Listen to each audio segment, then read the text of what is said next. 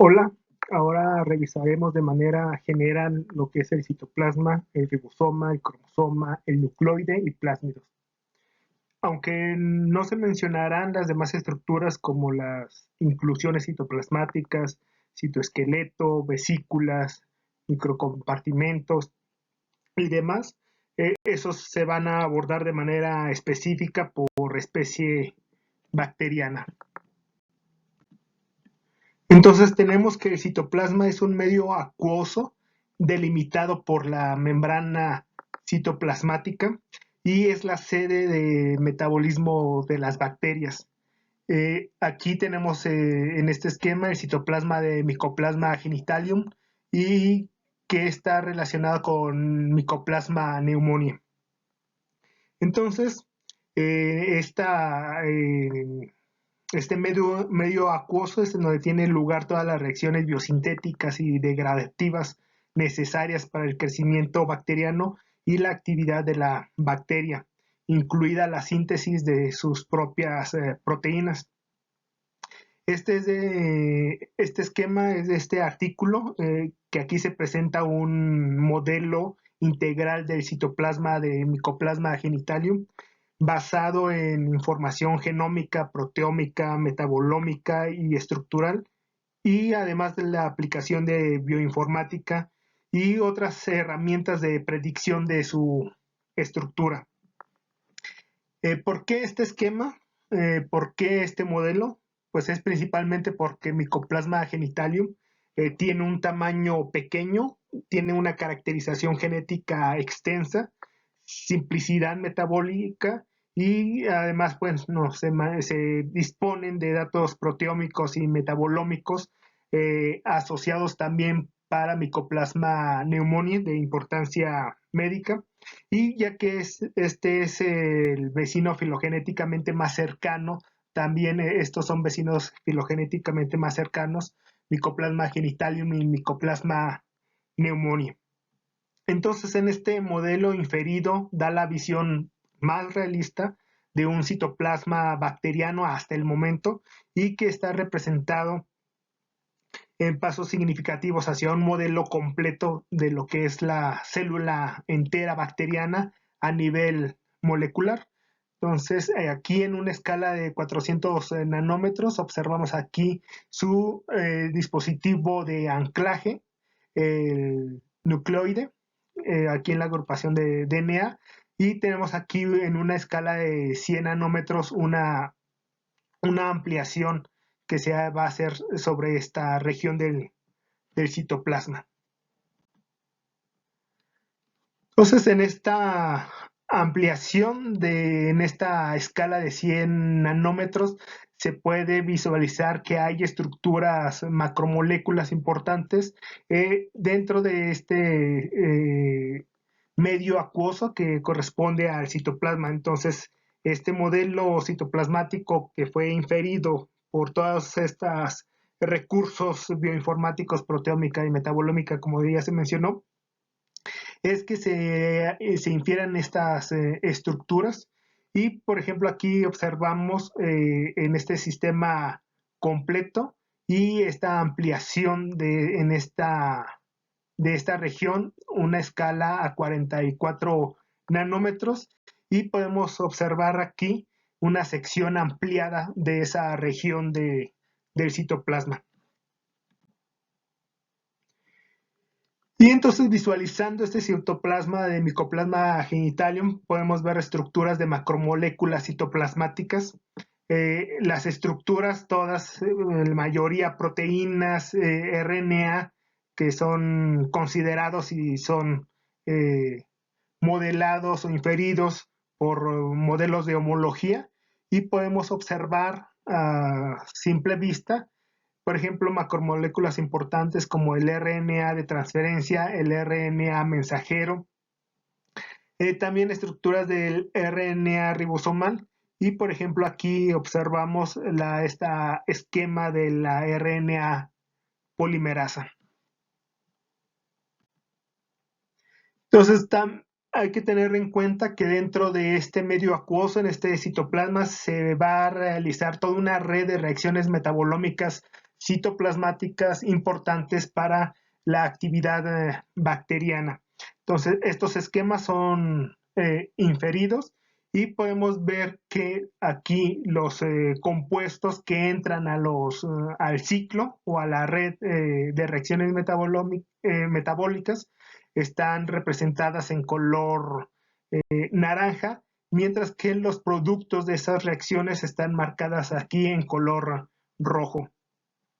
Y todas las secciones que están aquí delimitadas por marcos y también por secciones coloreadas van a representar los grupos principales de estas vías metabólicas.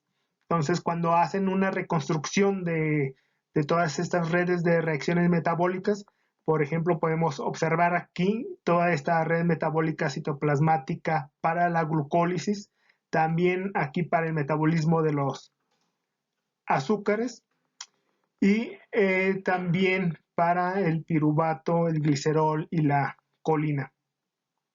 Además, por ejemplo, también tenemos dentro de esta red metabolómica el metabolismo de los cofactores y entre esos, por ejemplo, podemos observar aquí la vía de los folatos, una vía importante para la obtención de timina. Además, también en esta misma red se puede observar aquí el metabolismo de los nucleótidos importantes para la síntesis de macromoléculas como el DNA o el RNA. También la vía metabólica para los aminoácidos y algunas otras misceláneas. En proporción, como observamos aquí en este esquema, la proporción en cuanto a estas agrupaciones y que están delimitadas en marcos y por regiones coloreadas, representa en proporción lo que corresponde a la actividad metabólica que se realiza en el citoplasma. También tienen en general las bacterias presentan una sofisticada organización intracelular y, por ejemplo, en este esquema que se representa el citoplasma de Escherichia coli, los nucleoides permiten esta localización de estos ribosomas individuales. Aquí está representado el nucleoide en esta conformación rugosa, agrupada aquí en el centro, mientras que los ribosomas que están representados aquí en estas esferas color morado, están procesando la lectura de las macromoléculas. Pero entonces esta conformación que tiene el nucleoide excluye lo que corresponde a las estructuras del polisoma. Estos son los polisomas o poliribosomas, que es en sí un conjunto de ribosomas que están asociados a una molécula de RNA para poder realizar la traducción simultánea de una misma proteína. Tener en cuenta que el RNA mensajero de células procariotas y eucariotas también pueden ser traducidas simultáneamente por muchos ribosomas. Pero, por ejemplo, en este caso quedan a la periferia. Al igual que también podemos observar aquí estructuras como FTZ-Rin, que ya lo hemos mencionado en la clase para pared bacteriana y que está asociada a membrana interna, peptidoglicano y membrana externa, y que se localiza en el centro de la célula y actúa como punto de referencia para la maquinaria de división. Otra estructura como REB, que forma estos filamentos que se localizan en función de la curvatura y de este modo determina un patrón de síntesis de la pared celular a lo largo de lo que son las paredes laterales.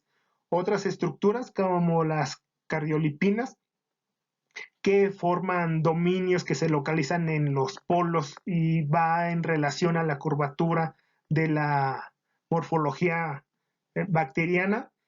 Además, también los receptores de quimiotaxis que forman estos grupos, principalmente en polos, y que se distribuyen, bueno, uniformemente a lo largo también del eje longitudinal y que va en relación a la función de crecimiento celular. De esas estructuras que se mencionaron, las cardiolipinas, que es un fosfolípido aniónico como los fosfolípidos generales, con dos grupos de cabeza y 4 colas. Estas estructuras van a conllevar una curvatura negativa intrínseca y que pueden localizarse de forma dependiente de la curvatura en la morfología bacteriana. Entonces, una molécula de cardiolipina con curvatura intrínseca puede preferirse, principalmente localizarse en la región curva de la célula, como los polos, o un conjunto de estas moléculas de cardiolipinas, esencialmente en las regiones más planas o de pasar de la parte polar hacia la parte lateral, lo que esto va a requerir la formación de estos grupos de lípidos para detectar eficazmente la curvatura. Entonces, también estas es estructuras importantes que le dan la conformación en la morfología bacteriana, además de la delimitación que hace la membrana citoplasmática.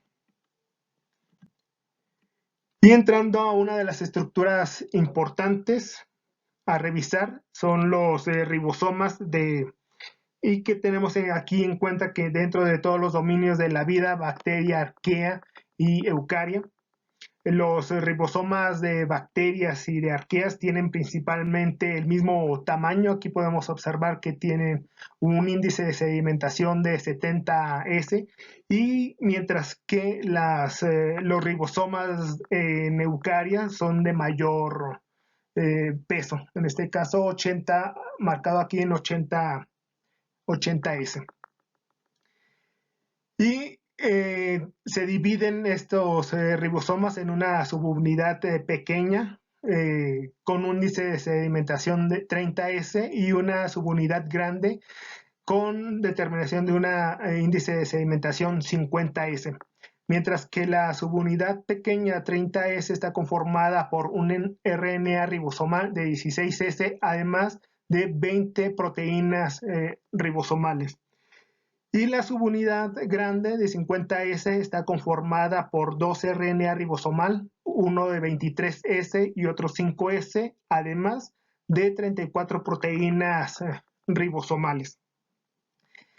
Y tener en cuenta que la diferencia en los componentes del RNA ribosomal y las proteínas ribosomales va a permitir que los antibióticos y las citotoxinas muestren especificidad por los ribosomas de un dominio u otro.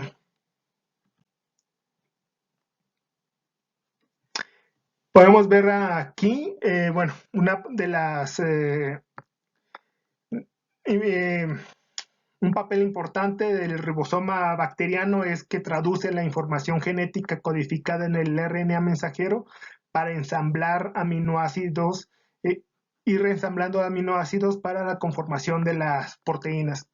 Aquí en este esquema observamos un ribosoma bacteriano de Thermus thermophilus, y entonces revisando dentro de este esquema tenemos que los ribosomas se componen de 2 subunidades, ambas formadas por un RNA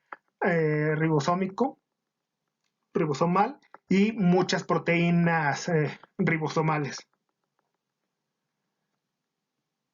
Por ejemplo, aquí en la parte superior tenemos que está conformado el RNA ribosomal en la subunidad 30S, que está marcado aquí en color amarillo, que corresponde a esta parte, el RNA ribosomal, mientras que en la subunidad 50S está marcado lo que es la estructura gris. Este es el RNA ribosomal.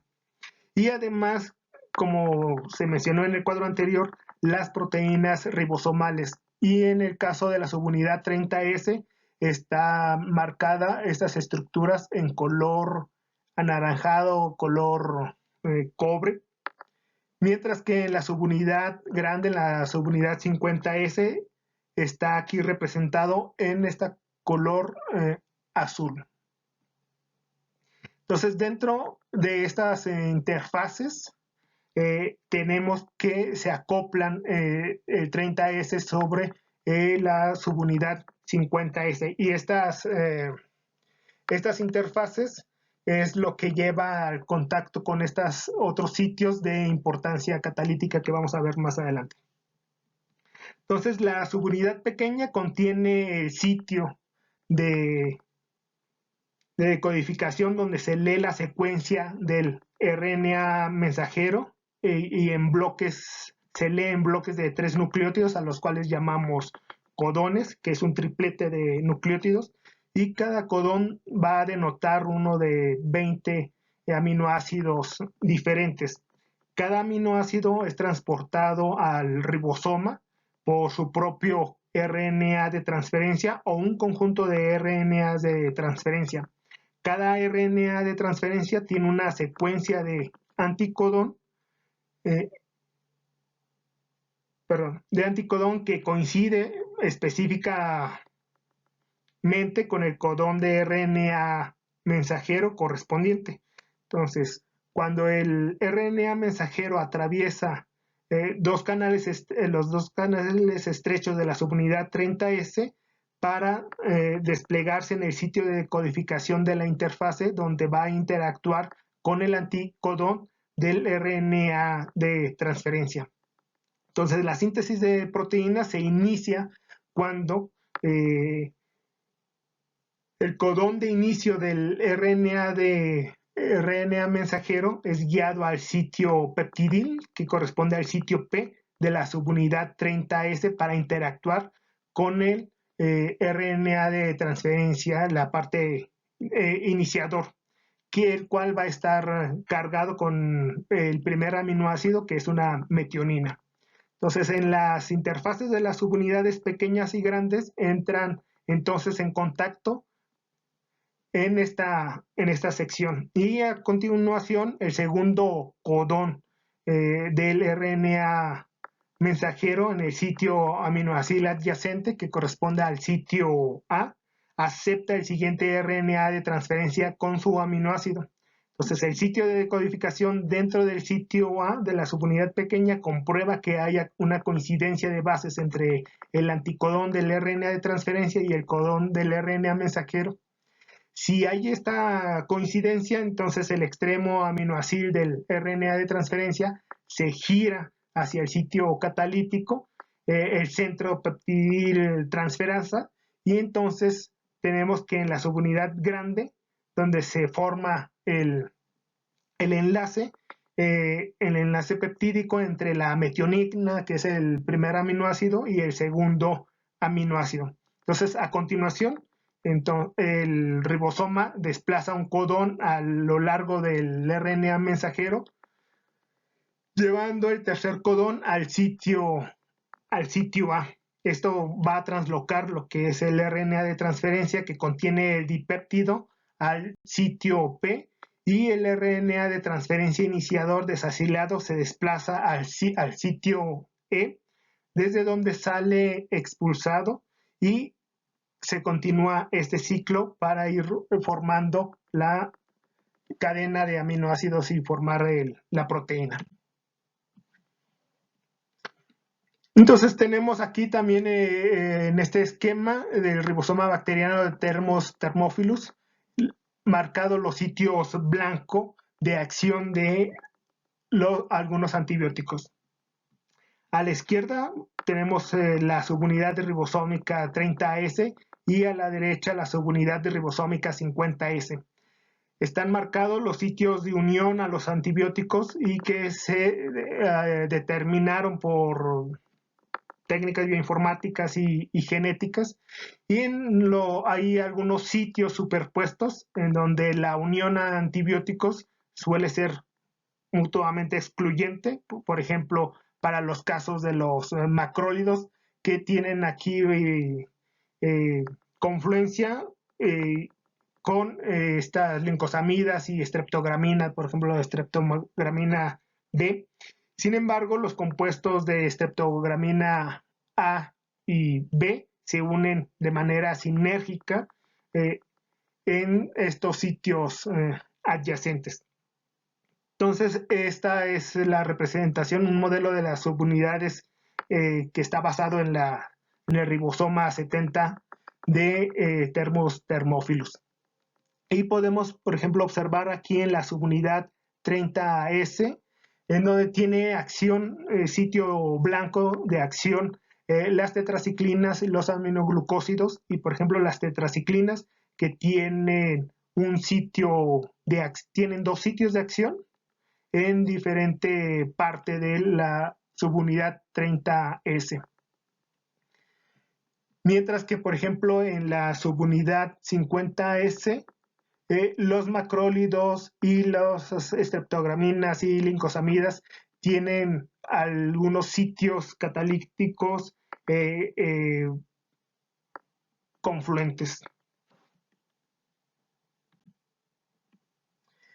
Y en esta tabla vemos la lista de antibióticos que tienen sitio blanco en la subunidad pequeña 30S ribosomal, en donde tenemos que los aminoglucósidos se unen a sitios aminoacil o peptidil e inducen errores en la traducción, mientras que las tetraciclinas y los péptidos cíclicos, estos bloquean la unión del RNA de transferencia al sitio aminoácil, mientras que otros componentes que también afectan a la subunidad 30S tienen efectos diversos y que esos también incluyen la inhibición de la translocación de estos aminoácidos.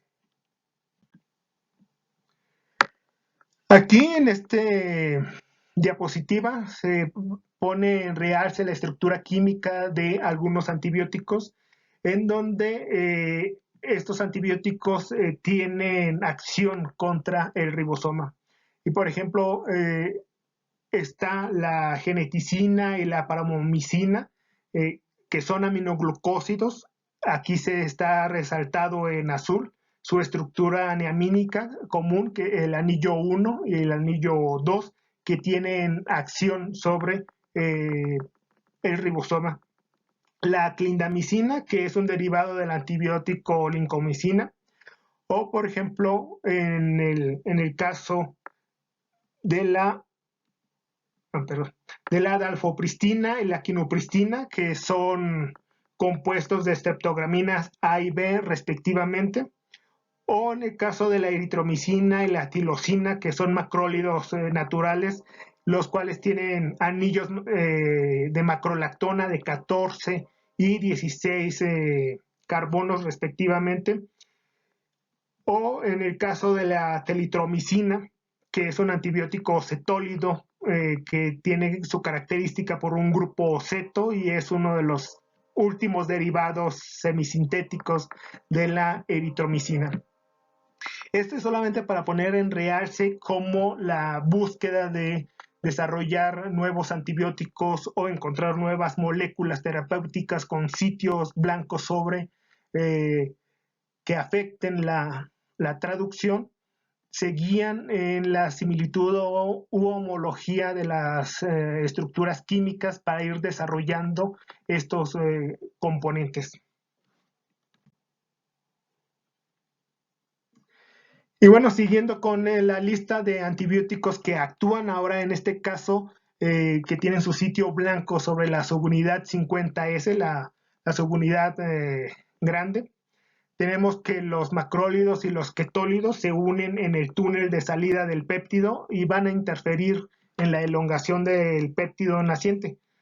Algunos macrólidos de 16 carbono como tilosina, carbomicina y espiramicina también van a inhibir la formación del enlace peptídico. En el caso de las streptogramina A, van a bloquear la formación también del enlace peptídico, al igual y, por ejemplo, las streptograminas B van a impedir la elongación del péptido naciente, o las glicosamidas que van a bloquear la formación de enlaces peptídicos, o algunos otros nucleótidos, como en el caso del cloranfenicol, que tienen diversos efectos sobre la traducción. O en el caso de tiamulina, que bloquean la formación de enlaces peptídicos. O las oxazolidinonas como linezolid, o la molécula H043, que van a disminuir la fidelidad traduccional, y algunos otros compuestos como los tiopeptídicos, como tiostreptona y la micrococina, van a interferir en la hidrólisis de algunos otros componentes, algunos nucleótidos importantes para la formación de las proteínas, mientras que algunas otras moléculas van a interferir con la unión del RNA de transferencia y posiblemente con algunos otros factores de iniciación.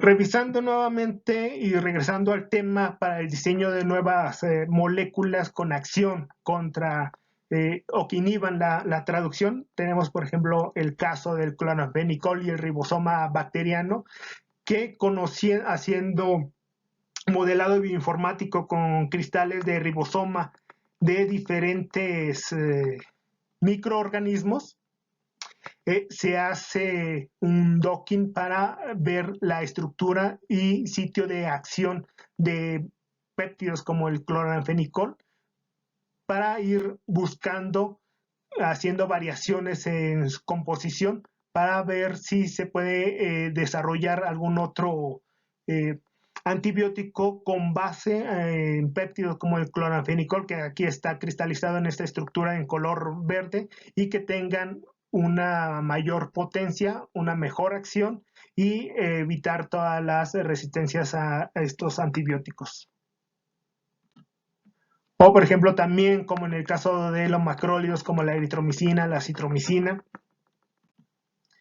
o la tilitromicina, también, que haciendo modelados bioinformáticos con cristales de ribosomas de diferentes especies bacterianas, para poder encontrar una nueva estructura, una nueva molécula que pueda inhibir la traducción. Y entonces, tomando en cuenta este punto, está también el desarrollo de péptidos antimicrobianos y los péptidos de detención con inhibición en la traducción bacteriana, ya sea de acción trans o de acción cis. La inhibición de la traducción bacteriana en acción trans se refiere sobre las unidades ribosomales, sobre el ribosoma, o la inhibición de la traducción en cis en el proceso de la traducción. Entonces, los péptidos antimicrobianos son productos de respuesta inmunitaria de las células eucariotas, y estas, al ser presentadas o estar en el medio, requieren de atravesar todas las capas de la bacteria, de todas las membranas de la bacteria, para inhibir la maquinaria traduccional en trans. Entonces, este es uno de los primeros retos que tienen la utilización de péptidos antimicrobianos, que deben de atravesar todas las capas hasta llegar al citoplasma. O, por ejemplo, los péptidos de detención o de inhibidores de la traducción en cis, que están aquí marcados en rojo, son inhibidores cis de toda la maquinaria de traducción, y van a inhibir y van a regular la expresión de genes inducibles en bacterias, o en bacterias, que estamos hablando aquí principalmente.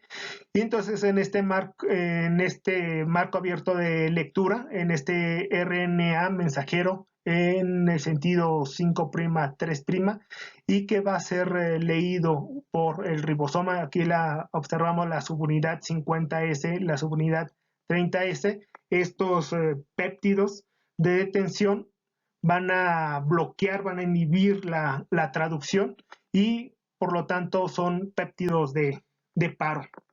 Entonces la inhibición en cis va a ser esta interacción de péptidos de detención en su estado que va naciente y componentes de la subunidad ribosómica grande, principalmente la 50S. Y entonces, por ejemplo, tenemos aquí en esta representación de las subunidades ribosómicas 30S, 50S, en este caso de Escherichia coli, que muestra varios lugares de acción de varios péptidos antimicrobianos. Aquí está enlistados estos péptidos antimicrobianos de la subunidad 30S, como aquí está enlistada estos péptidos antimicrobianos que afectan la subunidad 50S. Entonces son varios sitios de acción sobre sitio blanco de estos péptidos de paro antimicrobianos que están dirigidos al ribosoma en sus diferentes subunidades. Entonces, el diseño para de estos péptidos antimicrobianos, vamos a verlo en la siguiente diapositiva. Uno de los posibles esquemas para la selección y para poder identificar estos péptidos de acción en trans o en cis que puedan inhibir la traducción bacteriana se enfocan principalmente en, por ejemplo, en el caso para la identificación de péptidos con acción de inhibición en trans, se tiene este esquema que es una estrategia de microfluido que propone la administración de gotitas de poco tamaño, picolitro, y que va a hacer en función de un nivel de expresión de una proteína reportera, una proteína verde fluorescente que está marcada aquí en verde. Y entonces cada gotita contiene múltiples copias de alguna variante peptídica única, todas son diferentes. Y entonces para la inhibición in vitro, este sistema de expresión de estas proteínas va a informar si hay una inhibición in vitro. Entonces, el nivel de expresión de las proteínas informadoras, en este caso las verde fluorescente, va a disminuir dentro de las gotas que contengan concentraciones inhibidoras de un péptido inhibidor de acción trans, lo que va a provocar que a estos péptidos, al entrar en contacto con este sistema de expresión, con estas subunidades ribosomales, no va a haber fluorescencia. En cambio, las gotas o estos péptidos que no muestren una acción inhibidora, se van a poder observar proteínas verde fluorescente o vamos a tener una señal muy marcada verde fluorescente. En el caso para in vivo es igual, siguiendo el mismo principio, con esta proteína informadora, esta proteína verde fluorescente, pero utilizando células bacterianas, las cuales van a contener o no van a contener estas proteínas informadoras verdes fluorescente, para poder así identificar cuál sí es un péptido candidato para utilizarse para inhibir la traducción. Para la identificación, en este caso de los péptidos de acción cis, que están marcados en rojo, se utiliza este sistema de printing inverso, que es en sí llamado como ensayo de huella digital o ensayo de inhibición de la extensión del cebador, y que es un método de biología molecular que para examinar todo lo que son las interacciones entre el RNA mensajero y los ribosomas o las proteínas de unión al ribosoma. Entonces, en el caso de que los ribosomas que traducen péptidos que no inhiben, alcanzan el codón de parada y permanecen estancados en el RNA mensajero debido a esta liberación de la traducción. O en el caso de que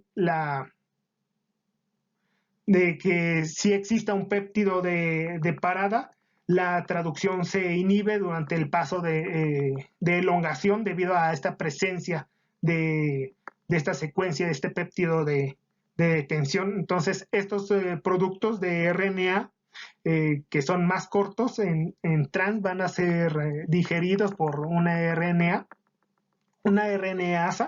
y al tener estas digestiones, estos segmentos, se va a poder mandar a amplificarse, se va a poder secuenciar específicamente y entonces identificar claramente cuáles son esos péptidos para posteriormente hacer un diseño para hacerlo posteriormente de manera industrial o para continuar haciendo experimentos, en cuanto a biodisponibilidad, farmacodinámica y farmacocinética.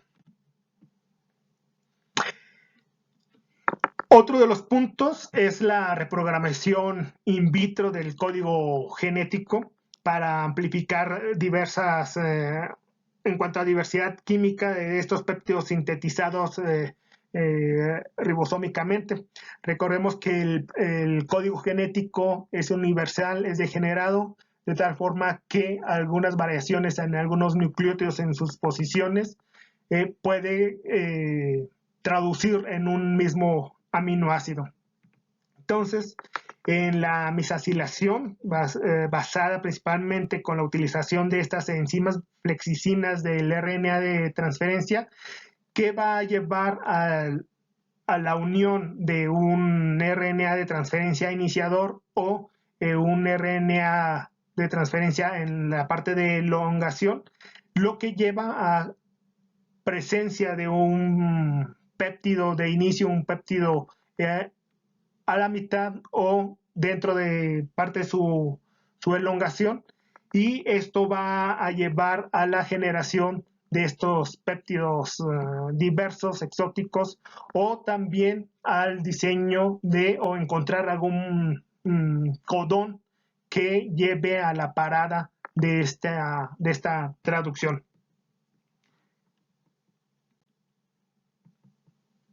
Y entonces, dentro de todas esas estrategias para encontrar nuevos péptidos, es previsible que se puedan adoptar varias estrategias para utilizar los ribosomas como plataformas para producción y selección de péptidos que tengan un gran potencial para convertirse en nuevos moléculas o péptidos antimicrobianos, encontrar también moléculas con acción antimicrobiana que van a ser dirigidos hacia los ribosomas, y no solamente en general al ribosoma, sino a encontrar a qué parte de la subunidad del ribosoma van a afectar, pues ya sea con el diseño de péptidos antimicrobianos, encontrar nuevos péptidos antimicrobianos naturales, diseño de péptidos anormales,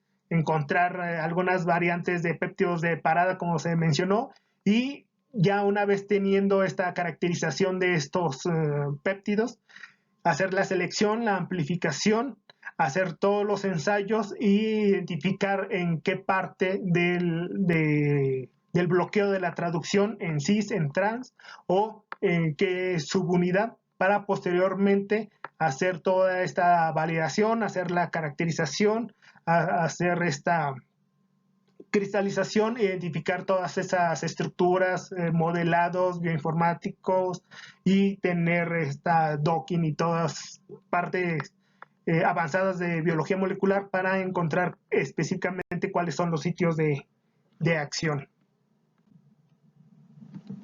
Y entrando a este otro punto, tenemos al nucleoide bacteriano, que va a ser esta organización que tiene este DNA dentro del citoplasma.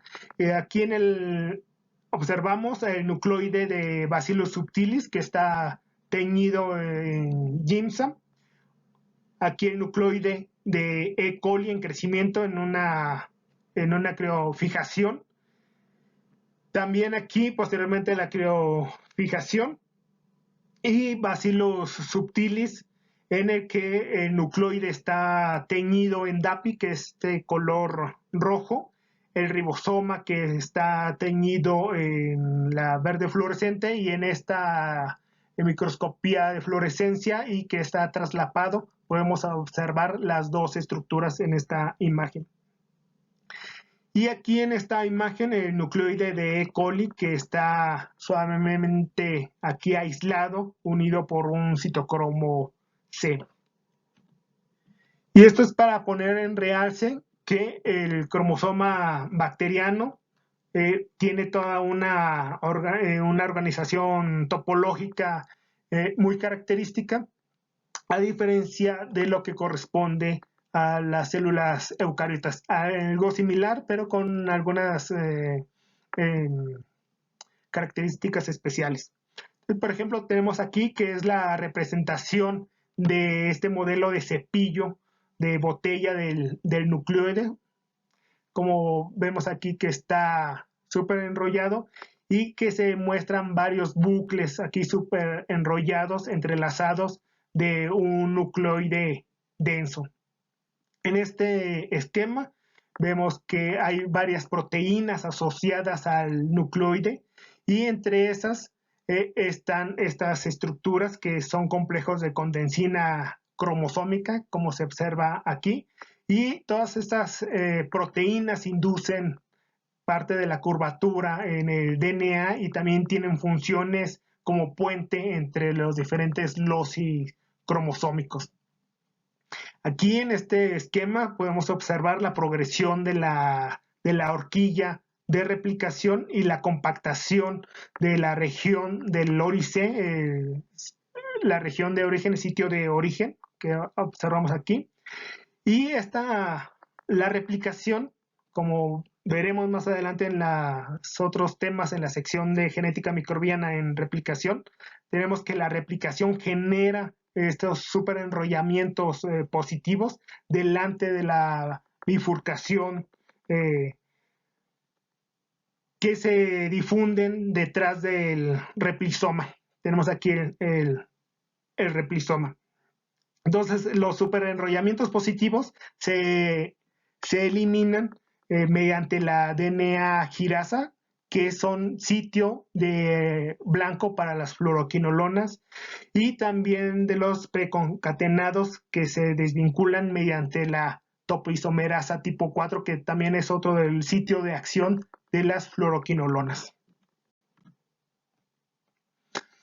Entonces, dentro de este cromosoma bacteriano, las proteínas que están asociadas al nucleoide y que están relacionadas también al superenrollamiento del DNA influyen con la estructura del nucleoide. Entonces, mientras que el cromosoma está plegado y se organiza en dominios en bucle, y que se superenrolla negativamente durante la fase exponencial, la fase de crecimiento. En esta fase de crecimiento, las proteínas estructurales del nucleoide que corresponden a esta es una proteína estructural del nucleoide similar a la histona, o por ejemplo el factor de estimulación de la inversión o FIS. Entonces, estas estructuras son las que también contribuyen a esta organización de superenrollamiento, y además de estos otros componentes como lo que se organiza o se le denomina fábricas de transcripción. Mientras que en la fase estacionaria, los RNA ribosomales están en reposo, FIS casi no está identificado o detectado, y el cromosoma tiene menos dominios de bucle, se ve relajado y son visibles y consistentes a un DNA no superenrollado.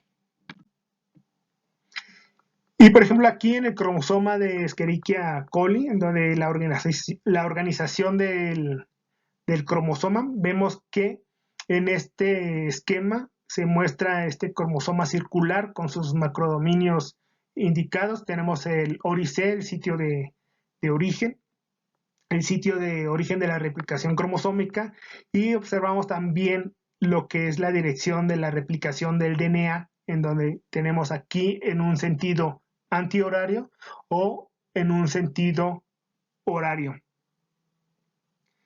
Además que podemos observar algunos loci o genes aquí, HIR-A y HIR-B, que son genes que confieren resistencia a quinolonas. Entonces el cromosoma que va a estar mostrando depende de en qué momento esté, en un momento de relajación o superenrollamiento, va a tener esta conformación con estas proteínas asociadas a nucleoide, de tal forma que puede tener, dependiendo de los giros antihorario u horario, que puede tener este superenrollamiento y esta conformación. Y entonces la topología del DNA va a estar relacionada con la fase de crecimiento y algunos componentes que van a afectar la estructura del nucleoide. Entonces, por ejemplo, vemos aquí una curva típica de crecimiento bacteriano, en este caso de Escherichia coli en cultivo. Comienza con una fase de latencia mientras las células se aclimatan, seguida por una fase logarítmica o de crecimiento exponencial, y por último esta que corresponde a la fase estacionaria, cuando las células dejan de crecer, y normalmente esto es debido a la limitación de nutrientes. Entonces hay importantes proteínas asociadas al nucleoide que se van a expresar en diferentes momentos en la curva de crecimiento, como está aquí representado. Por ejemplo, aquí dos principales factores, que son los factores sigma del RNA, de la polimerasa del RNA, que es RPOS, RPOD, y que también varían dependiendo de la fase de crecimiento. Aquí solamente está representado de forma cualitativa, pero no cuantitativa. Y en la fase de latencia está la topología del DNA en relajación, igual que en la fase estacionaria, mientras que en la fase exponencial tiene una conformación de superenrollamiento. Al hacer una escala logarítmica, es por eso que tenemos esta sigmoide y no como tal, como una curva. Y entrando en este último punto, los plásmidos. Para los procariotes nos enfocamos con bacterias. Tenemos aquí representado el DNA bacteriano, una doble cadena de DNA, en este caso representado circular, pero también hay otras presentaciones lineales.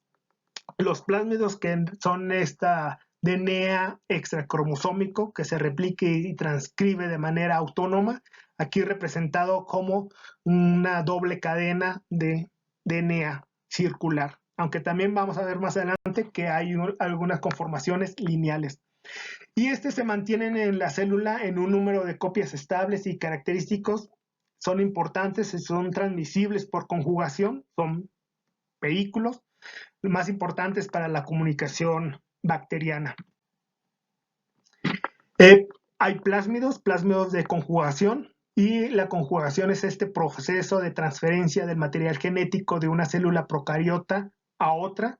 Es un mecanismo de transferencia horizontal de genes, pero para esto se requiere que exista un plásmido conjugativo, un plásmido F o factor F, y que se puede integrar en diversos sitios del cromosoma, por ejemplo, del cromosoma de E. coli. Entonces tenemos una célula, una bacteria donadora con un plásmido F.